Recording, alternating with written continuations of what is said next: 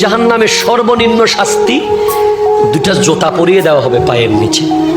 যে জুতা আগুনের জুতা পরিয়ে দেওয়া হবে, এই জুতা পরার সাথে সাথে মাথার মগজ টকবক টকবক করে ফুটতে থাকবে। এটা সর্বনিম্ন শাস্তি। জাহান্নামের খাবার হাদিসে পাক এসেছে জাক্কুম। যে জাক্কুমের একটা ফোঁটা পৃথিবীর কোনো জায়গায় পড়লে গোটা পৃথিবী তিতা হয়ে যাবে, তিতা। এই পৃথিবীতে আর কোনো মিষ্টি ফল জন্মগ্রহণ করবে না।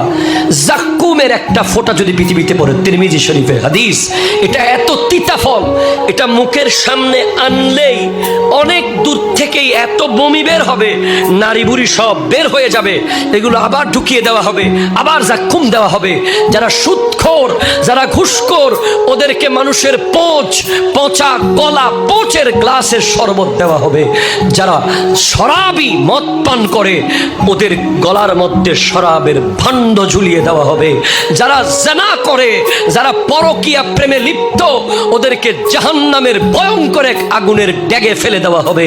যেই আগুন বারবার তাদেরকে উপরে তুলবে, আবার নিচে ফেলবে, আবার উপরে তুলবে।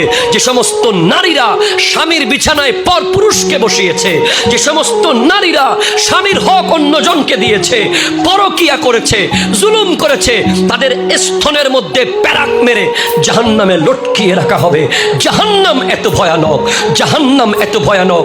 আর যারা মুনাফেক, যারা কথায় কথায় মিথ্যা বলে, মানুষের আমানত ফেরত দেয় না, ওয়াদা খেলাপ করে, তাদেরকে জাহান্নামের তলদেশ সমস্ত জাহান্নামীরা প্রস্রাব পায়খানা করে যেখানে ফেলবে, সেখানে মুনাফেককে রাখা হবে। নাউজুবিল্লাহ।